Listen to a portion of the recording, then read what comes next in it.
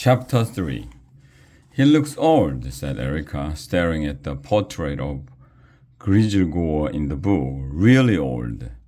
This book came out several years ago, said Brother Dave. So this dragon art even older now. Wiglaf was cheered to see that Grisel was a scrawny old thing. He had bags under his drooping eyes, his forked tongue rolled from the corner of his toothless mouth. A string of drool dripped down onto his bony chest. It does not look like he could flame the essay, he said. Then he turned the page to see what the book had to say about the world's oldest living dragon. Full name, Gregory Grisel, also known as Giza G. Wiz Old Frame, Senior Moment, Children, Large, but can't remember most of them. Appearance, scales green, horn small green, eyes two, but can't see well out of either, teeth fell out centuries ago, age, world's oldest living dragon. Most often heard saying, "It's my birthday again?" Biggest surprise, flames better with each passing year. Hobby, listing the nights he's offered in alphabetical order. Favorite thing in the world, flaming dragon slaying schools. Erica frowned. Maybe Grisel could flame DSA after all. Angers swallowed. Maybe we should pack up and live like Uncle Mordred. Wait, said Wiglaf. Grisel has a secret weakness. They read the last line on the page. Secret weakness. Take the time to learn the rhyme. Rhyme? Said Wiglaf. What does that mean? Janice turned to Brother Dave. What rhyme, bro?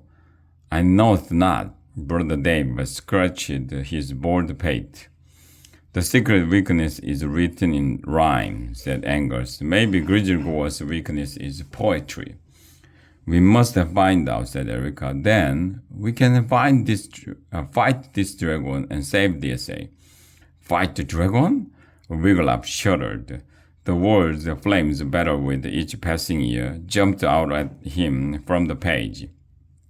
Just then, an idea popped into his head. What about Sir Mort? He asked. He's old, maybe he has met Grisel, maybe he will know about the rhyme. Sir Mort has to evening class, hurry and thou canst catch him, Brother Dave said. The four sped down the tower staircase. They ran through the hallway toward the room where the old knight taught stoking a fire breather. Sounds of Sir Mort's students shrieking and laughing spilled out into the hallway. Angus yanked open the door. The students dove for their desks and pretended to be paying attention. Sir Mort leaped up from his desk where he had been happily snoozing. The visor of his helmet clanked down over his face. Never fear, Sir Mort is here, he yelled, struggling to draw his sword. Show me the dragon. There is no dragon, sir, said Erica. At least not yet. We have come to ask you a question, Sir Mort, said Wiglaf. Sir Mort let go of his sword and pushed up his visor. I like questions, he said. Not too good at answers, though. Not since the night shudder dealt me that blow to the noggin. Now there was a dragon cell full of... Janice snapped her gum. Here's the question, sir, she said. The dragon Grisel has a secret weakness. It may have something to do with the rhyme. Do you know anything about it? Ah, yes, Grisel's rhyme, Sir Mort said dreamily. In my salad days, I could recite it from beginning to end. Can you say it now, sir? Asked Erica. Say it, chanted the Sir Mort's class, hoping to get out of any work. Sir Mort frowned. How does it start? There's first a verse. I remember that. Then a second goes on like that. Verse after verse. He thought for a long time. At last, Wiglaf said, Sir, do you remember why this rhyme is Grizzelgo's weakness? Why, indeed? Sir Mort nodded.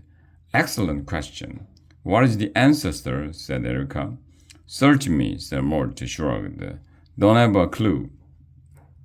The next morning, Wiglaf and his friends set off once more for yet old home.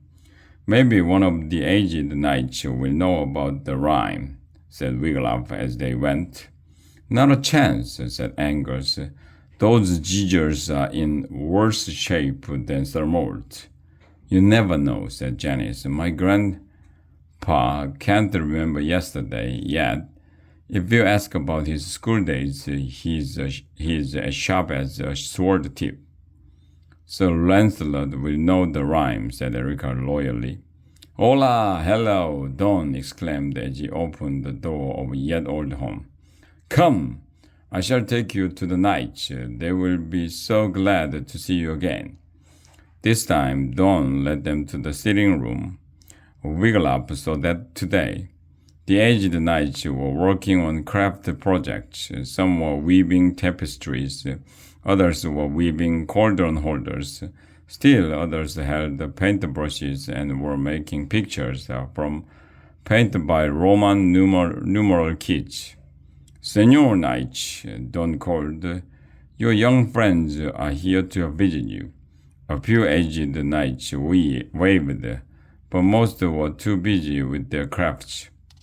The four made their way over to where Sir Lancelot, Sir Roger, and Sir Puddleduff sat. They were molding little dragons out of clay. I slew a dragon once with only a dagger, Sir Puddleduff was saying. So, said Sir Roger, I once slew a dragon with only my pea-shooter. I, said Sir Lancelot, once made the dragon Fibogil fall down dead simply by staring him in the eye. Braggart, said Sir Puddleduff. Liar, said Sir Roger. 'Tis true what Sir Lancelot says, said Erica. He wrote about Fleabagil's death by staring on page 358 of A Night Like I. Sir Lancelot smiled. So I did. He patted Erica on the head. I like this lass. Erica beamed. Please, sirs, we have a question for you, said Janice. Yes, said Wiglaf. We went to the library and looked up the secret weakness of the dragon Grizzelgor. The book said, take the time to learn the rhyme, said Angus. Do you know what that means? Erica asked Erica. Grizzelgor? Sir Roger shook his bald head. Do you recall that dragon Puddleduff? Nay, said Sir Puddleduff. Perhaps you mean Grapple-Green. Now there's a scary dragon, claws like sickles. What did I tell you? Angus murmured. They're just like Sir Mort. We mean Grizzelgor, said Wiglaf. I know of him, said Sir Lancelot. When my far older half-brother, Liverspot, was a lad, he had to learn a long poem about Grizzelgor. Said Sir Roger. It's coming back to me now. By the time I was in school, Sir Lancelot went on. The dragon had retired and nobody had to learn the Grizzelgor poem.